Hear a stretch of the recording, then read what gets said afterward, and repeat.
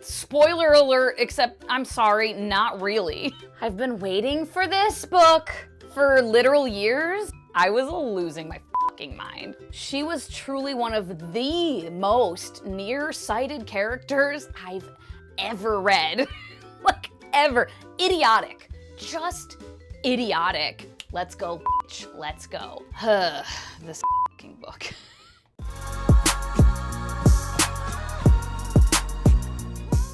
Well, hello. Welcome back to my channel. Just Shauna here to talk about some friggin' books that I have read recently. Most of these are NetGalley e-arcs. Actually, there are, how many am I going to talk about today? 7 books to talk about today. The first 2 will be pretty quick, graphic novels. But then, yeah, 1, 2, 3, 4 of the others are NetGalley e-arcs. So this is just a little NetGalley e-arc bonanza. But the first 2, like I said, are graphic novels, the first of which being Middlewest, The Complete Tale by Skottie Young, illustrated by Jorge Corona. And yeah, this is like the bind up of everything, of all the volumes. I think I got this from Barnes & Noble, I want to say. I had originally gotten the volume 1 on its own, but then I saw this and I was like, let me just get that. And I really like the artwork here. Skottie Young. I don't know if Jorge Corona is also the one who does I Hate Fairyland. I can't tell. I haven't read I Hate Fairyland, but I definitely want to try it out now after reading some Skottie Young. Yeah, there's this little character, Fox. He's a fox and his name is Fox and he's so cute. But yeah, we have Abel. That's this kid here with Fox. He's a teenage boy and this is a very dystopian landscape and it's called the Middlewest. His mother left a long time ago and he lives in constant fear of his father and unleashing the rage that lives within his father. A monstrous storm blows through town, giving Abel and Fox a chance to escape. Fox is very like, you need to get the fuck out of here. And on this journey, Abel learns that there is something terrifying inside of him as well, and he struggles to understand it before he ends up as hate-filled as his father. I do think I can see myself rereading this, hence I bought this bind-up of it after reading the first one. I really enjoy the artwork and the story's heartwarming and it's a graphic novel. It's easy enough to get through as well. Abel is a really great character. I really enjoyed him and I loved Fox. I love a little animal companion. And Fox is very sassy and kind of comes across as like this middle-aged man voice that's just like sick of this kid's crap and he's just like, I'm trying to help you, damn it. Like he's that kind of energy. And there's lots of found family dynamics throughout here and I really enjoyed all of that. The people he came across, especially Bobby and the other kids at the farm. Themes touched on here, generational trauma for sure. Cyclical trauma is kind of the focal point, as you may imagine from the summary I read. Healing from that trauma and like breaking those cycles of abuse. Found family, second chances, forgiveness. I really liked how all of that was explored here. I thought it was very well done. And I gave this 4 stars. And then I went and I got Twig by Skottie Young, illustrated by Kyle Stram. Look how effing cute this is. And this is a middle grade / young adult, like teen. It's rated T for teen, little one. And I can't tell if this is going to be, it's very open-ended the way it leaves off. And something on Skottie Young's website alluded to there's going to be more. But then also I've seen stuff that kind of seems, and someone commented too saying this, but I had seen it elsewhere that this is it, that there's not going to be any more. But I don't know, there might be, and I kind of hope there are because I really enjoyed this. It's so cute. The little blurb here, it's the first day of Twig's new job as a journeyer on a Jeff Smith's Bone-esque quest to save a Dark Crystal / Labyrinth style world. Join our hesitant hero for an inspiring and imaginative tale of hope, heartache, and determination to overcome insurmountable odds. And it's just freaking adorable. I love him. And he has his little companion. I can't remember his name. But yeah, it's like this little slug. It's the one on the cover. This little slug here hangs out with him. But yeah, I just thought it was cute little quest that he goes on. Like, look how cute he is. I can't stand it. I ended up giving this 4.25 stars. Very, very cute, adorable, cute little adventure story. All right, getting into the first NetGalley e-arc. So I don't have a copy of this. And this was a time. This book, it was a time reading this book. The book is Masquerade by Sangoyomi, excuse me. And yeah, I initially got to 58% and decided to DNF. And I did for 4 days. But then I picked it back up because I did have a little bit of curiosity, but mostly just my damn NetGalley ratio. But when I DNF'd, my explanation was, main character is too dumb to live, and also quite bland. Some very silly things in the plot that didn't make sense, and a friendship that I feel like we saw nothing of until we saw a memory of the friendship from one character. I just cannot any longer right now. To be honest, I might just take a break and pick it back up in a week or so. I'm not sure yet. I did. The synopsis. Let's get to the synopsis of this one. The blurb: Masquerade is a dazzling lyrical tale of the true cost of one woman's flight for freedom and self-discovery in a patriarchal society, and the lengths she'll go to secure her future, set in a wonderfully reimagined pre-colonial West Africa. Ododo's hometown of Timbuktu has been conquered by the warrior king of Yorubaland. Already shunned as social pariahs, living conditions for Ododo and the other women in her blacksmith guild grow even worse under Yoruba rule. Then Ododo is abducted. She is whisked across the Sahara to the capital city of Sangote, where she is shocked to discover that her kidnapper is none other than the vagrant who had visited her guild just days prior. But now that he is swathed in riches rather than rags, Ododo realizes he's not a vagrant at all. He is the warrior king, and he has chosen her to be his wife. All right. Loosely based on the myth of Persephone. Okay? Very loosely. Yeah, this book, man. I'm just gonna mostly read my thoughts because, like, I will just start ranting. After I put my little thing, I said 4 days later, I picked it up again and I finished it in a couple of hours. I do not know how I'm going to rate this book. An enormous portion / element of it makes me want to give it maybe 2 stars. But then the ending honestly makes me want to give it like 3.75 maybe. If this is a standalone, I'm more inclined to rate it lower because I only like how it ended if there's going to be a sequel. The TLDR is I really, really, really did not care for the main character at all until the very end. And there was a lot of telling rather than showing throughout the book in general. So that's the long and short of it, okay? My, like, journal entries, my, like, notes that I was taking as I was reading for this book are unhinged. I was losing my fucking mind. There were some lines, like the writing, there were some lovely lines in the book, and I did enjoy the authorial voice and, like, just the tone of the story and the pacing as well. Like, all of that was fine. But the fucking characters. Ododo ends up, like, as a character, being great. The very, very end of the book, she was interesting and compelling. And I was like, fuck yeah.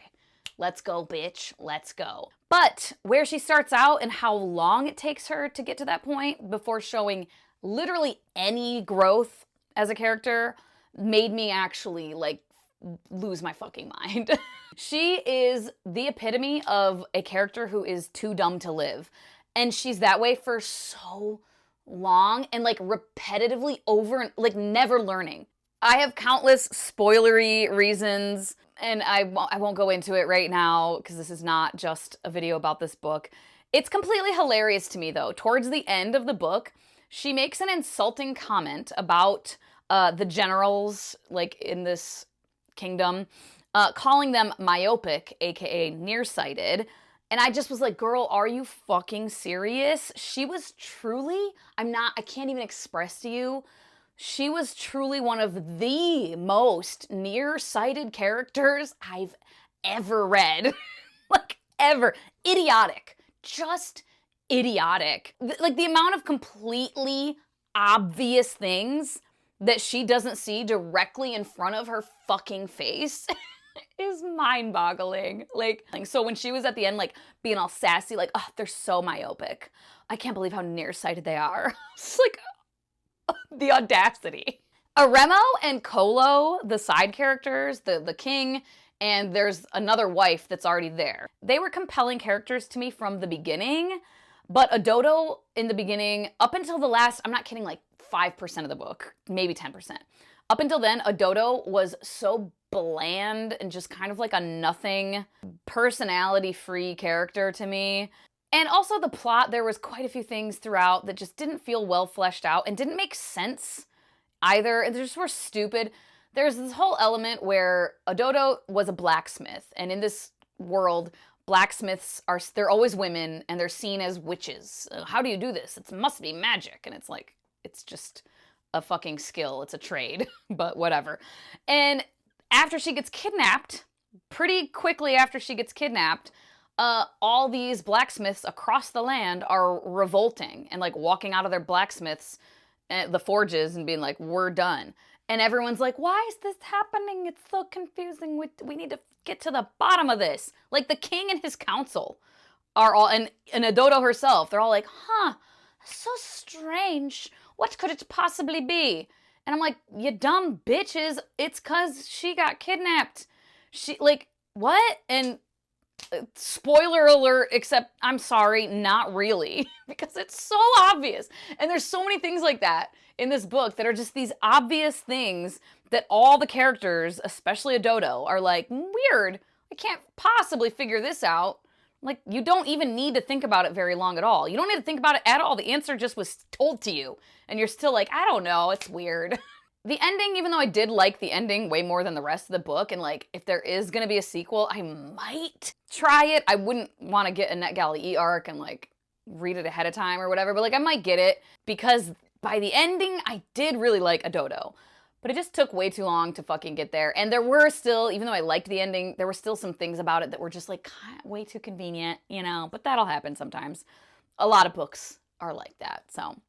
I just think in general, there just wasn't enough development of certain things. Certain plot points and definitely character dynamics. Like I said, there was this whole element of like Kolo and Ododo like kind of being cool with each other. We saw a couple of scenes of Kolo being nice to Ododo, but like literally 2 or 3 scenes, and they weren't lengthy, and none of them were them like spending time, quality time together and like forming a bond. It was just like in public, kind of in front of people, her being like nice or like saying something about their mother-in-law being like, she's a bitch, like, and like one part where she kind of like had her back with something where Ododo was lying and Kolo, like without knowing what was going on, stepped in to be like, yeah, no, I'm like being her alibi. Literally like 3 scenes, okay? And then there's something that happens, without giving spoilers, there's a thing that happens where we are suddenly shown a flashback of Kolo and Ododo having this like super fun gal pal friend time, and Ododo thinking about Kolo in like a she's my bestie kind of way. Like, oh God, the friendship, this deep, meaningful friendship. And like she's thinking that there might be a betrayal. And so she's like, oh, what if Kolo, my dearest friend? And I was like, since fucking when are you guys dearest friends? And then this memory, this flashback memory. And I'm like, why have I not seen this until now? You're telling me they're friends without having shown me really that they're friends. You showed me that they're like cool with each other. You didn't show me that they're dear, dear friends. And now you're just telling me they are. And like, oh, look, a flashback. Like, that's, no. That is not how that works. So I just felt like there were things that needed more development. And I mean, Ododo in general as a character needed way more development. There was just way too much telling and not enough showing, and not enough like of a compelling character in the main character. So freaking bummer, because I really wanted to love this, and there was so much about it that I could have loved. There was so much about it. It could have been so freaking interesting and cool, and I just felt like it wasn't. So I ended up giving this 2.5 stars. And the only reason it's not 2 stars is because of the very, very ending. It's a debut author too, though, and like I said, because I did enjoy the general tone of it and the pacing and the authorial voice, like I felt like all of that like meshed well. And there were some compelling characters, but they were side characters. I'm like, God dang it. And then the ending was like, okay, now this is much more compelling.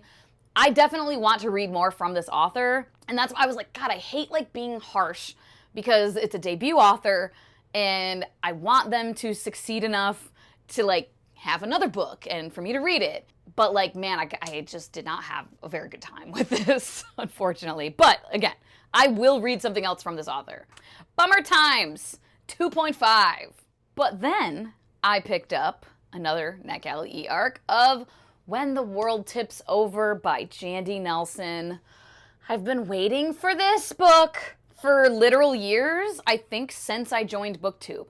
The year I joined BookTube, let me double check, is when I first read Jandy Nelson, when I read I'll Give You the Sun, and then I read I'll Give You the Sun, and then I followed up with The Skies Everywhere in 2017. The Skies Everywhere was published in 2010. I read it in 2017. I'll Give You the Sun was published in 2014. So 10 years it took Jandy Nelson, and 7 of those years I was waiting for more because I read both of her first 2 books in 2017. And yeah, so I've been waiting for this shit so fucking long. Oh my good God. And I got Roger to read I'll Give You the Sun recently, and he read The Skies Everywhere. And he really liked both of them. And then he's the one that was like, oh my God, When the World Tips Over is on NetGalley. And I was like, fuck yeah, let's go. So we read this together, and it was well worth the wait. Spoiler alert, I loved it. The kind of general summary: years ago, the Fall kid's father mysteriously disappeared, cracking the family into pieces. There's Winton, the eldest, Miles, the middle child, and Dizzy, the youngest and the only girl. Winton is the problem child, the wild, rebellious, charismatic one. Miles is unsure of who he even is and feels out of place in his own skin. Dizzy is full of wonder and energy, but knows she doesn't exactly fit in and doesn't know what to do about it. Then an enigmatic, rainbow-haired girl shows up, tipping the Fall's world over. She might be an angel, or a saint, or an ordinary girl. Somehow she is vital to each of them. But before anyone can figure out who she is, catastrophe strikes, leaving the Falls more broken than ever and more desperate to be whole. With road trips, rivalries, family curses, love stories within love stories within love stories, and sorrows and joys passed from generation to generation, this is the intricate, luminous tale of a family's complicated past and present. And only in telling their stories can they hope to rewrite their futures. Classic Jandy Nelson. Lots of dealing with childhood trauma, family dynamics, family healing, parents being human beings who make mistakes and are not perfect, friendship, love, coming of age, coming out, sexual identity, complexities of love of various kinds. These are all things that we're dealing with here. Rereadability, I mean, yeah, duh. It's Jandy Nelson. I will reread anything and everything she ever fucking writes because she is a top tier fucking author, in my opinion. Like, her skill as a writer is just insane. Her skill with the fucking English language is truly fucking insane. It's top notch.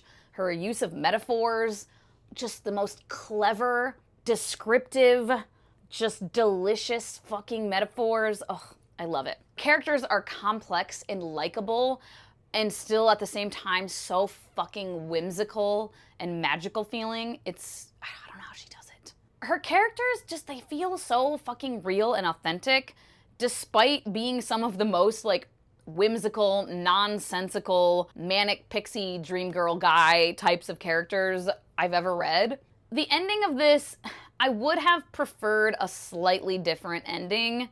One little element of it. There was a thing that happened that I wish someone else had done versus the person who did it. Very vague, but that's all I'll say. Definitely check out content warnings. I mean, we are dealing with, what are some of the ones I put on my thing? Infidelity, sexual assault, abandonment, like child abandonment.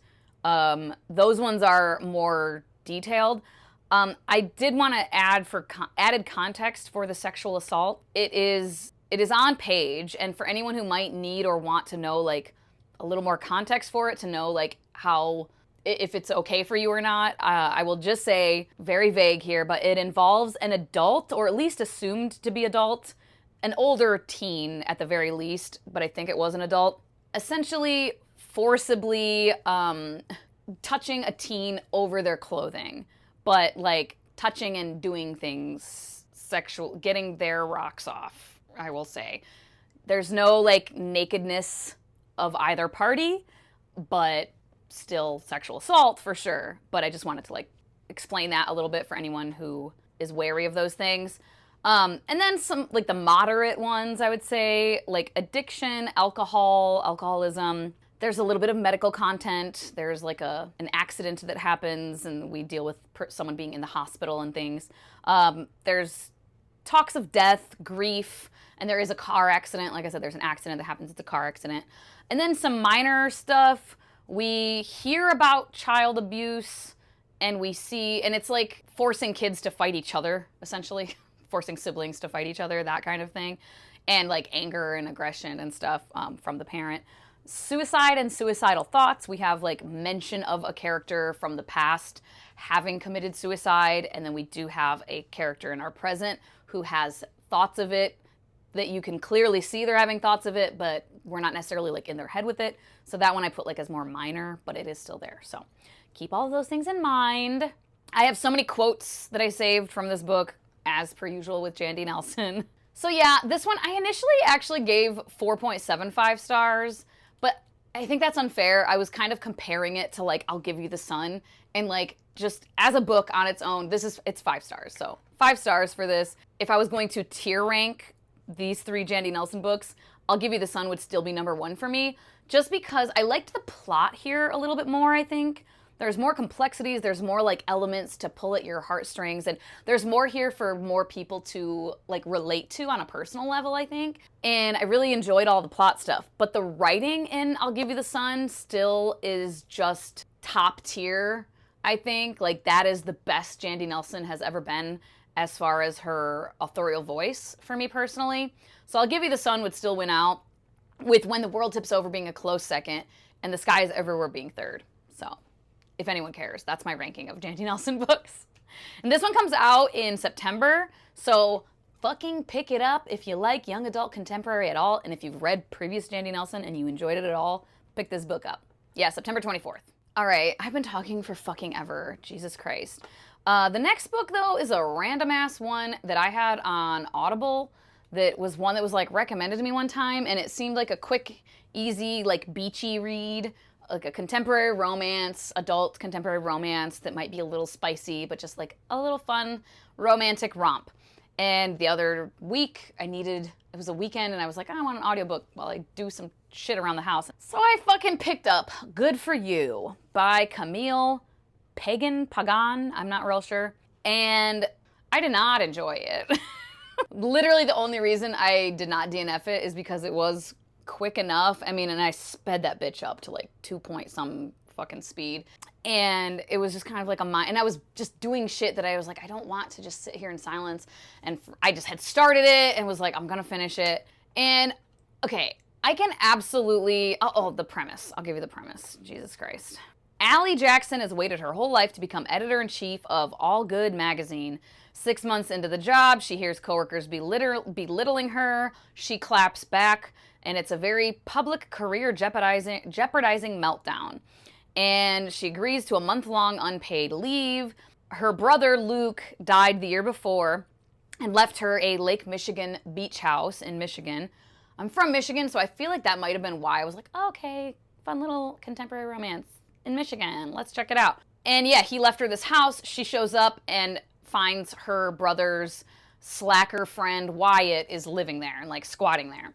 And yeah, he's unkempt, unmotivated, and totally uninterested in Allie's desire to sell. Yet as battle lines are drawn, Allie wonders whether she and this wild card have more than Luke in common. Is she willing to swap her lifelong dreams for a shot at healing her broken heart? All right, so, this fucking book. I can absolutely see readers who might like relate to the story more as far as the grief elements and everything. Personally, have a better time reading it than I did. The themes also, there's like childhood trauma, an abusive parent, like physically abusing children, and a neglectful parent. The one that isn't abusive is very neglectful and an alcoholic still. And then grief, of course, like I said, death of the sibling. And I felt like those elements, they seemed to be handled with care. I didn't find any of that to be like, what the fuck are we doing here? It all seemed like, okay, that's all fine. And admittedly, there was a part towards the end, there's a letter that did tug at my heartstrings a little bit. I was like, oh God. Because just, I think it was just imagining, it was a letter from her brother, and I was like imagining if my brother, and like, you know, made me like, ugh. And so it was like a little emotional. However, I rarely pick up contemporary romance for a reason. I tend not to like it. This main character made this just a truly terrible reading experience. So annoying, so annoying. Oh my good God. I would have DNF'd at 15% if this had been a longer book.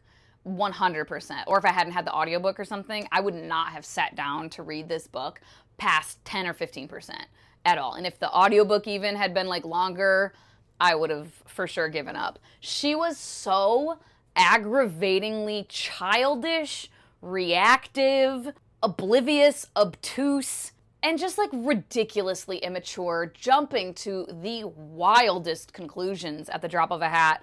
She fucking drove me insane. And I didn't really buy the romance either in general. Some of my journal entries for this, I'll read you a little bit. Gonna be kind of spoilery, so. Jumping to conclusions that the dude in the house, Wyatt, was an intruder. Like, she's in her head, we're in her POV when she like shows up and finds like the house in disarray, and then he's there, and she doesn't recognize him because he has like long hair, and she only met him like 2 times also. But he fucking says her name twice while she's freaking out, like, intruder, get out, ah! And like trying to like get to the door and like leave, and he's like, Allie, hey, Allie. She literally thinks, oh, he must have seen my name on paperwork in the house. Are you fucking dumb? Why would seeing a name mean that he recognizes your face, you dumb idiot? Is what I wrote. Like, 'cause I'm just like, what? Like, oh, he must have seen my name on paperwork, so he knows it's me. How the fuck would that make him know that your face is this name? Like, what are you talking about? And she just goes along with it, like, oh yeah, and then he doesn't seem to be working, according to her. Again, she's just assuming because his schedule seems like he's obviously not working. He could have a fucking weird schedule, yet he leaves randomly for hours and hours at a time, but she still thinks he's not working. He must be on sabbatical too. And she thinks he's like this privileged, rich, spoiled guy with all like no problems in his life, based on what? I don't fucking know. Nothing, because he worked in finance. Which, yeah, a lot of those guys, my brother used to also, and like he talks about that, like a lot of them do come from money. But like, she just is assuming all of this. She does not know this man at all. And then she was ignoring this dude's calls and the lawyer's calls for 9 fucking months. So she had no idea that like he also had partial ownership of this house. And she's like, what? Oh, I guess I should have answered some of those calls.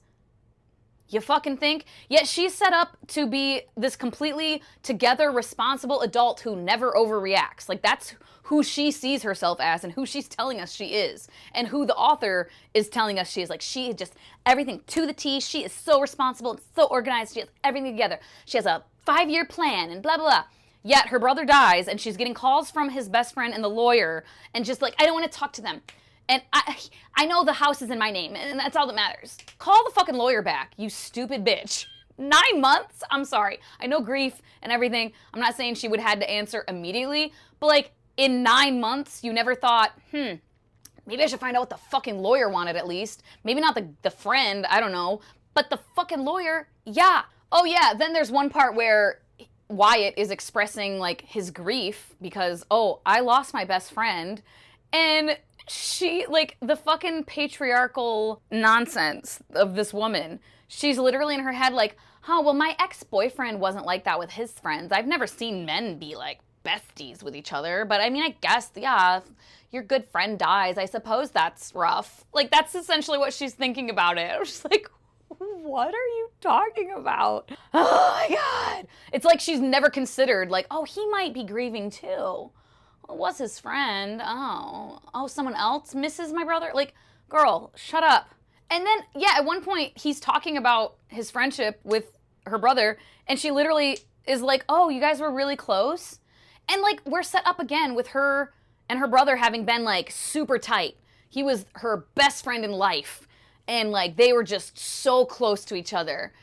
Yet she doesn't know that this guy was his best, closest friend. She just thinks he's like, oh, casual buddy. And she's like, oh, you guys were like real close. And I'm like, what do I believe here? Like, what is happening? Oh, and then this little, this journal entry, her little, well, losing a close friend isn't the same as losing a brother. Nobody fucking said it was, you idiot. Oh yeah, and then she has PTSD that she doesn't realize yet. And so after she screams at her coworkers and gets like put on a sabbatical for a month, like, girl, you just like lost your shit publicly, you gotta go. But she like blacked out in that moment. She doesn't remember what she said to these girls because of, due to her PTSD, when she gets like in high stress situations, it's happened to her a couple of times in her adult life, not like all the time, because she typically just doesn't feel stress, but she'll like black out. And so she's like, something's wrong with me. But then she's hanging out with Wyatt and gets hammered, like just drink after drink after drink, and blacks out from drinking. But then the next day, my note here goes, her stupid blacking out while drunk means something must be wrong with me, because that's the same thing that happened when I blacked out after screaming at my coworkers. And I wrote, girl, literally what? You're drunk. They're not the fucking same. And Wyatt has to tell her, like, well, you were drinking this time, though. And she's like, well, but I don't know. It might be related. And I'm like, it's not. Like, you do have an issue, but getting drunk is different than, like, what are we talking about? Oh, yeah, and then her brother, he left the house to both of them. And the both of them are just like, what? This is crazy. And she's like, I want to sell it and get my money for it. I need the money. And, like, but they don't know why he did this, right? And I'm just like, because he thought you guys could get along together, obviously, like, duh. And I put, not understanding why her brother bought the house and left it to both of them. And she chalks it up to, maybe he wasn't mentally well. Shut up. Just stupid. And then the reason she hates Wyatt, she hates this man. She's like, ugh, this guy, ugh, disgusting. And literally tells him later, like, I hated you when I met you in New York. Because he came to New York with her brother for like a trip, and they went to dinner with her. And literally, all Wyatt did was be a little standoffish. And the reason he was a little standoffish was because he actually liked her, but was like, oh, it's my best friend's sister. Like, I'm not even gonna like, I'm just gonna kind of keep her at an arm's length. I don't want to get into that. So he just was a little bit like not super warm and friendly. That's it. Like, he didn't like call her a name or be like rude as fuck to her or anything. And she literally hates him and is like, I hated you after New York. And I'm like, after he like just was like, hi, how are you? And like, that was it. Like, what is fucking happening? And then it was just very like, once they started getting together, and it's not spoilery, it's a fucking romance. Like, they're gonna end up together. But it was like so fast. She was gone for a month. And they were acting like they had been dating for 3 fucking years and then had like a breakup or something. Like, it was just ridiculous. There's a point where, the third act breakup type of thing, which is just a dumbass misunderstanding, miscommunication bullshit, which drives me crazy. Her mom or someone is like, oh, how's Wyatt? Because like for 2 weeks, literally, or maybe not even 2 weeks, within a month. And like the first little bit, at least the first week and a half, they didn't like each other. But then they like started, and then they broke up all within this time period. And someone like brings him up, and the quote is, hearing Wyatt's name made her heart hurt.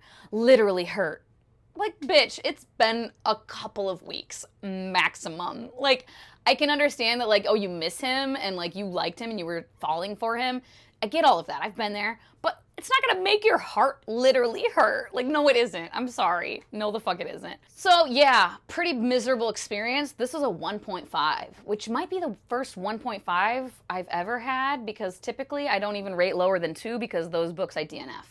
And this one I didn't. I pushed through. Kind of, at a certain point, it was a little bit for the entertainment, because I was like, I can finish this pretty quickly.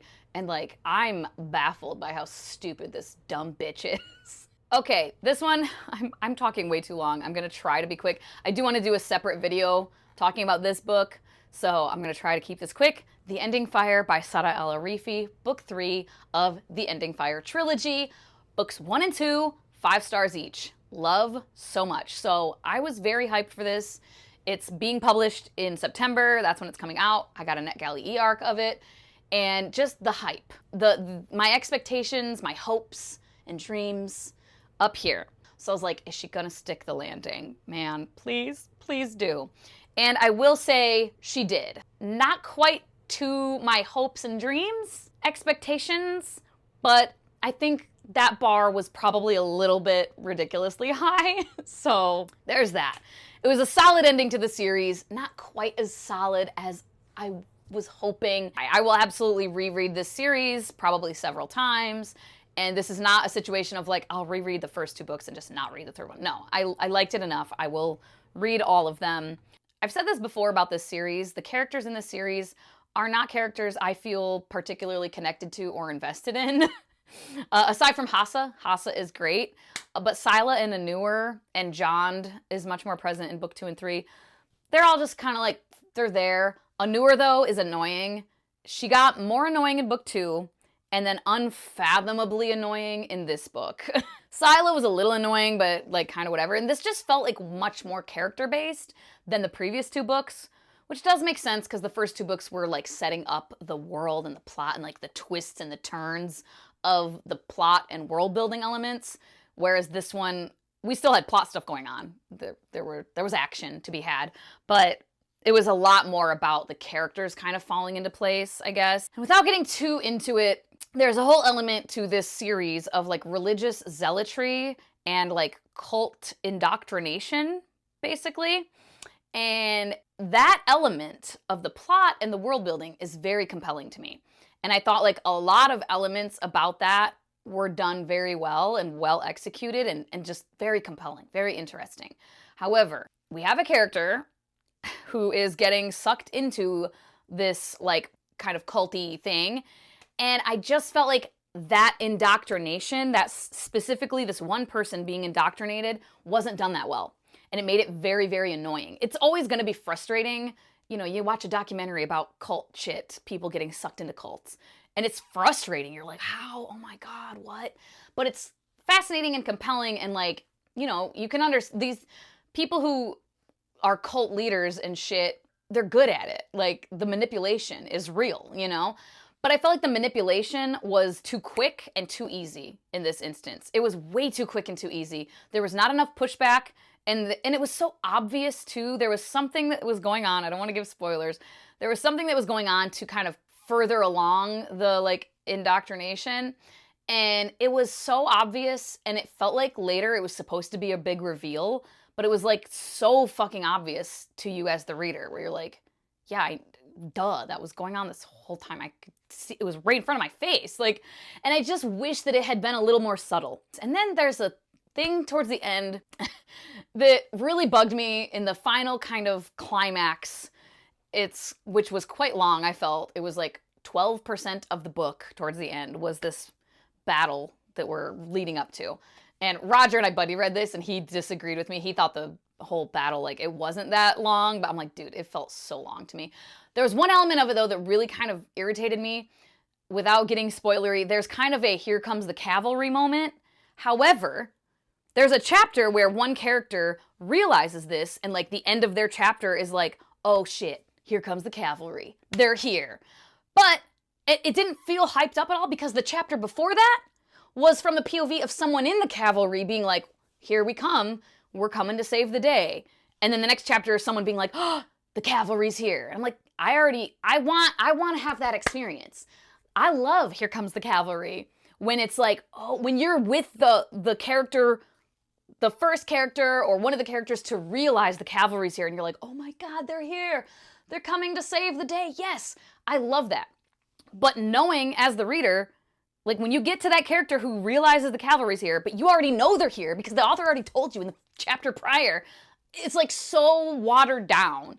It was such a watered down, here comes the cavalry that could have been such a fucking hype moment. And it was just like, yeah, I know, you just told me. Like, I don't understand why it was done that way. That's all I'll say for now. I have so many more notes, but definitely content warnings. This whole series, blood, that's like, they use blood to like, that's part of their magic.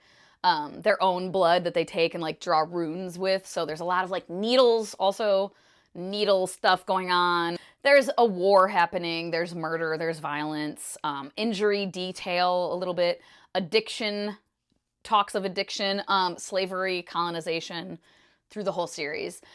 But yeah, really, really liked it. Stuck the landing, just not as much as I wanted to. 4.25 stars for this one. So still really solid. Still one of my favorite adult fantasy series that I've read thus far in my life.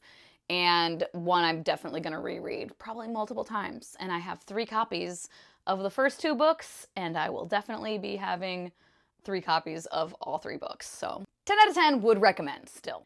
Actually, I'm going to end it here. There's one more book I was going to talk about, but I've been talking way too long. This video is going to be way too motherfucking long already. So that's going to be all for now. Let me know if you have read any of these that are already out, or if you got NetGalley e-arcs of any of these that are not out yet but do have NetGalley e-arcs. If you're intrigued, if you're interested in reading any of these, let me know. All thoughts down below. Or just leave an emoji if you want to say hi and make your presence known. As always, thank you so much for your time. Hope you all have a wonderful day, and I will talk to you later. Bye-bye.